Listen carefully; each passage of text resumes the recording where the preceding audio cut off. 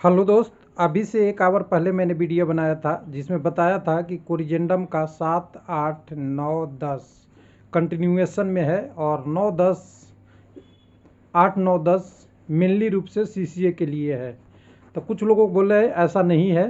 तो चलिए देखते हैं थोड़ा और क्या है, समझते हैं कि क्या रेलवे रिजल्ट तो तैयार हो गई है, ग्रुप डी का प्रोसेस जारी है, अप्रूवल में पकड़ा गया है। ये सारी चीज़ें जब रिजल्ट बन गई, साइन करने के लिए कंपिटेंट अथॉरिटी को भेजा गया, वो बोल दिए ये क्या रिजल्ट बनी है। 30% से नीचे लाने वाले को भी आपने सेलेक्ट कर लिया, 40 से कम वाले को भी। तो ये अभी आने वाला है डिटेल, इसके बारे में बात करेंगे।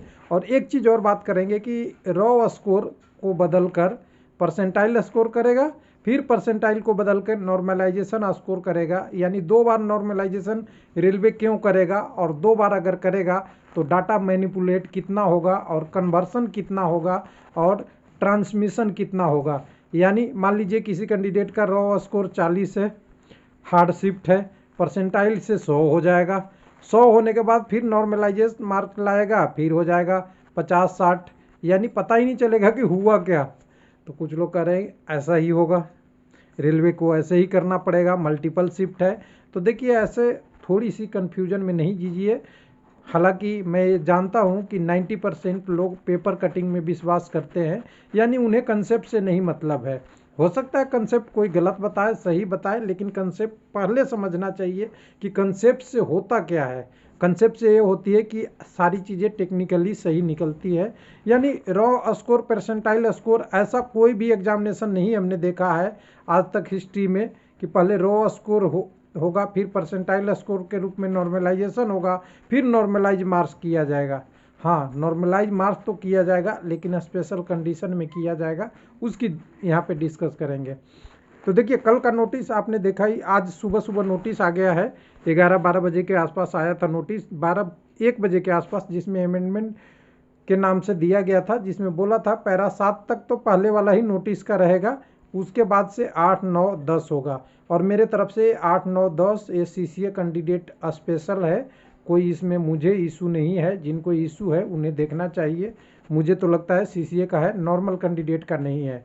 क्योंकि सिंपल सी बात है, यूआर में 40 पे किसी कोई कैंडिडेट सोच भी नहीं सकता सपने में कि मेरा सिलेक्शन हो जाएगा, और इससे कम तो नंबर लाने की भी शायद मुश्किल कंडीशन भी होती है। वैसे ही एससी एसटी ओबीसी में 30% पे सिलेक्शन होने का उम्मीद तो कोई नहीं कर रहा होगा कि 100 नंबर में से ला के मेरे 30 नंबर है और 100 नंबर में से आएगा तो मेरा सिलेक्शन होगा। हाँ, उम्मीद एक आदमी करता ज़रूर है, क्योंकि रेलवे में करीब 32,000 के आसपास कुछ अप्रेंटिस है, प्लस होंगे इनसे। उनमें से 20,870 या 75 कुछ सीटें, 800 प्लस सीटें इस बार है, उस पे नज़र है लोगों को। और उन्होंने अपना मेहनत भी किया है, रेलवे से बात भी मनवाया है, लेकिन रेलवे ने यहाँ कर दिया है खेला।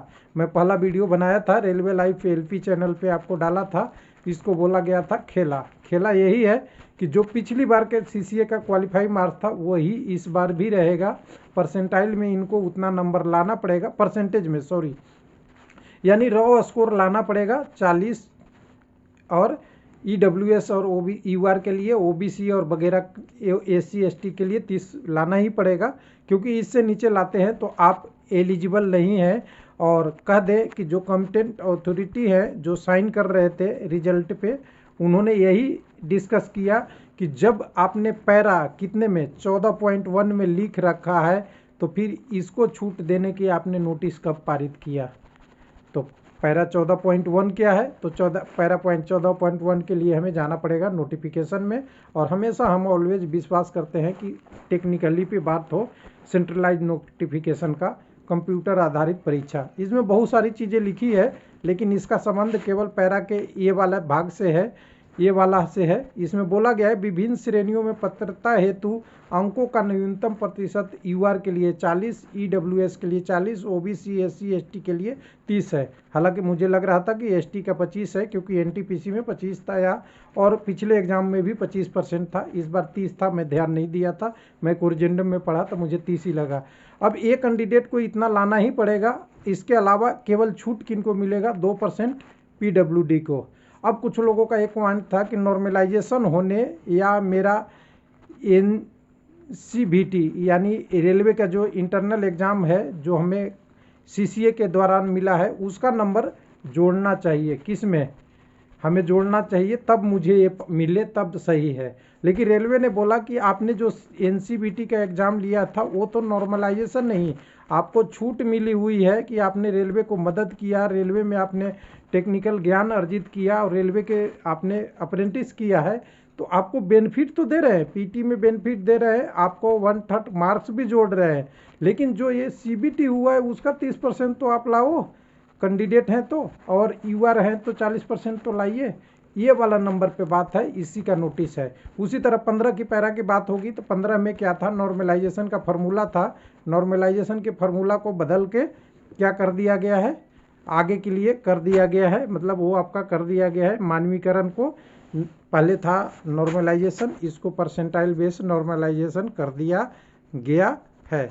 अब यहाँ पे देखिए, यहाँ पे कंफ्यूजन कहाँ हो रही है लोगों को पिछले नोटिफिकेशन से। तो इस नोटिफिकेशन में देखिए 12/8/2022 तक में जो पहला नोटिस आया था उसको जोड़ा है, इसमें कोई बदलाव नहीं किया इन्होंने कहा है कि पहले 1 से लेकर 7 तक जो था वो अब इसमें जोड़ दो 8, 9 और 10।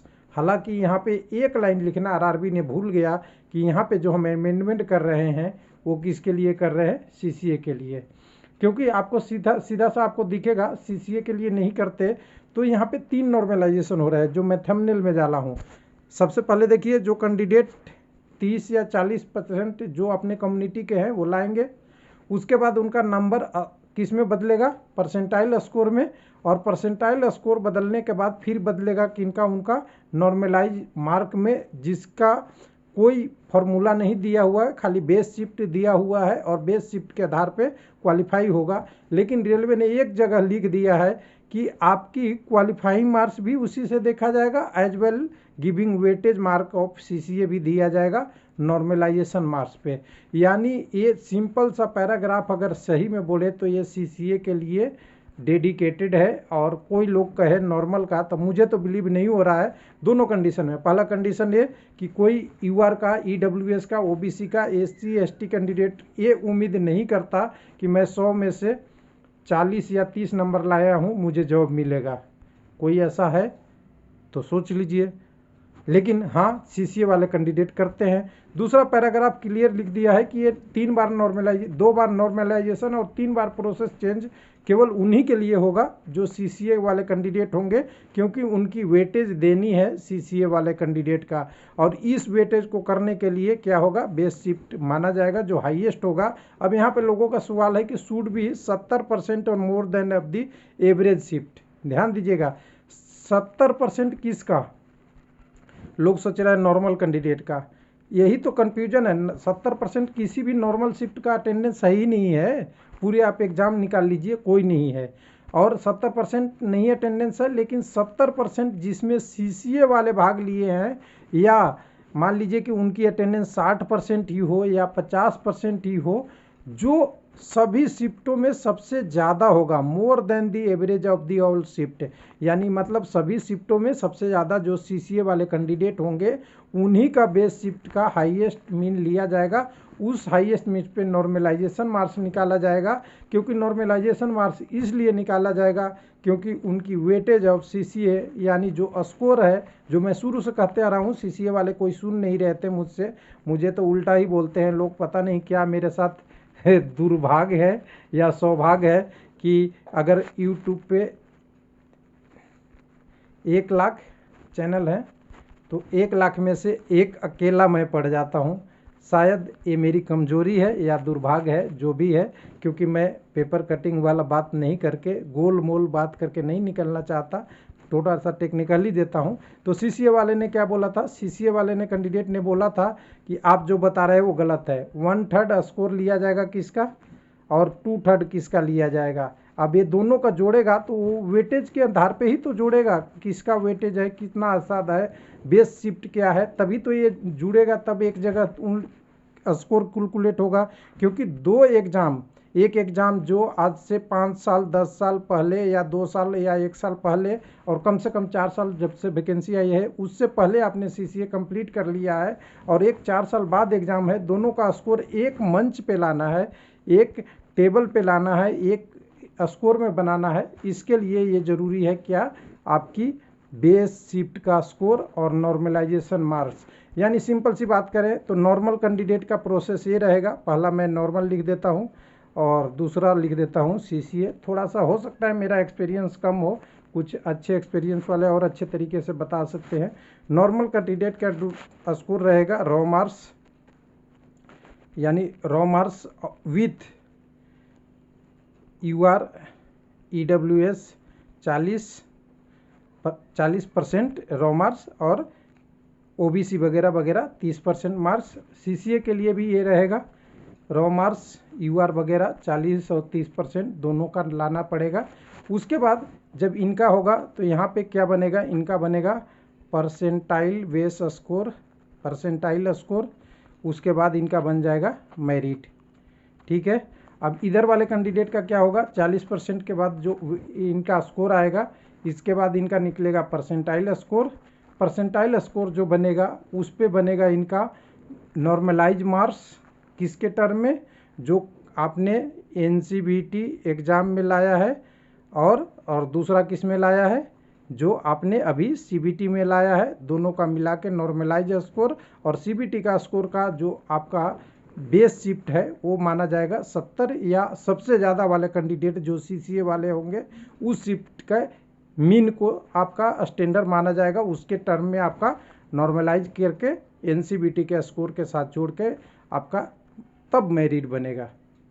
तो सबसे बड़ी नुकसान किसको है, फ़ायदा किसको है। तो देखिए मैं बोलूँगा तो मेरा दुर्भाग्य फिर से लागू हो जाएगा और मैं किसी के तरफ बोलूँ या ना बोलूँ, लेकिन हकीकत ये है कि इसमें बेनिफिट किसको है, तो बेनिफिट इधर है नॉर्मल कैंडिडेट को और लॉस किसको है, तो CCA वाले को। क्योंकि CCA वाले 30 और 40% कैंडिडेट नंबर लाने वाले बहुत कम हो जाएंगे और कम हो जाएंगे। जो कैंडिडेट पास होंगे उन्हीं का सिलेक्शन होगा और जो नहीं होंगे वो कैंडिडेट को सीट किस में चला जाएगा, नॉर्मल कैंडिडेट में चला जाएगा। मुझे तो इतना ही ज्ञान है, अगर इससे ज़्यादा आपका पेपर में ज्ञान है तो बता दीजिएगा, मैं समझ लूँगा और कोशिश करूँगा कि 20 साल में हमने नहीं सीखा है तो कुछ गलतियाँ तो होती है। हालांकि इतना वीडियो बनाते हैं, कुछ इंटरप्रेशन होता है, कुछ गलतियाँ तो होती है, लेकिन कंसेप्ट गलत नहीं होता। थैंक यू, धन्यवाद।